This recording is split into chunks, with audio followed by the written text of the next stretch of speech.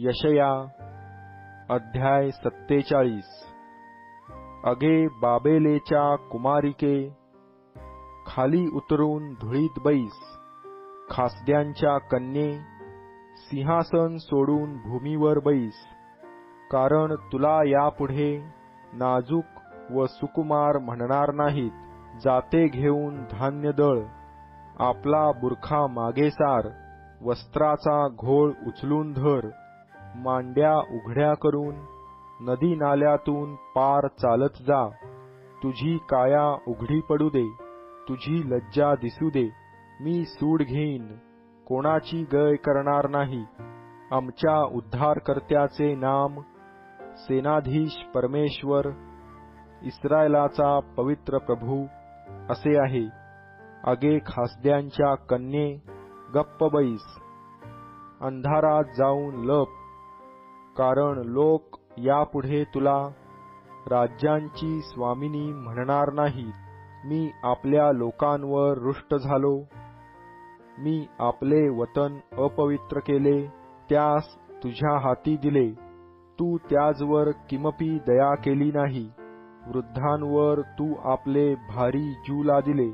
तू म्हणालीस, मी सर्व काळ स्वामिनी राहीन. म्हणून तू ह्या गोष्टी ध्यानात धरिल्या नाहीत, त्यांचा परिणाम लक्षात आणला नाही. अगे विलासिनी, जी तू निश्चिंत बसतेस व मनात म्हणतेस, मीच आहे, मज वेगळी कोणी नाही. मी विधवा होणार नाही, अपत्यहीनतेचा अनुभव मला घडणार नाही. ती तू हे ऐक. अपत्यहीनता व वैधव्य ही दोन्ही एकाच दिवशी, एकाच क्षणी तुला प्राप्त होतील. तुझे बहुविध मंत्रतंत्र व तुझी विपुल चेटके यास न जुमानिता ती तुझवर पूर्णपणे गुदरतील. कारण तू आपल्या दुष्टतेवर भिस्त ठेविली. तू म्हणालीस, कोणी मला पाहत नाही. तुझे शहाणपण व तुझे ज्ञान यांनी तुला बहकविले. म्हणून तू आपल्या मनात म्हणालीस, मीच आहे, मज वेगळी कोणी नाही. यामुळे मंत्रतंत्रांनी निवारिता येणार नाही, अशी विपत्ती तुझवर येईल. खंडणी देऊन टाळिता येणार नाही, असे अरिष्ट तुझवर येईल. तुझ्या ध्यानी मनी नाही, असा नाश तुला एकाएकी गाठील.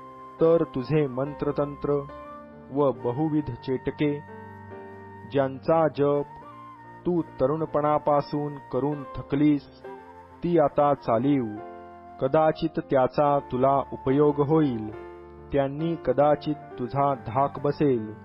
तू पुष्कळ मसलती करिता करिता थकलीस, तर तुझवर काय काय येणार हे तुला दर चंद्रदर्शनाच्या वेळी कळविणारे ज्योतिषी व नक्षत्र पाहणारे पुढे येवोत.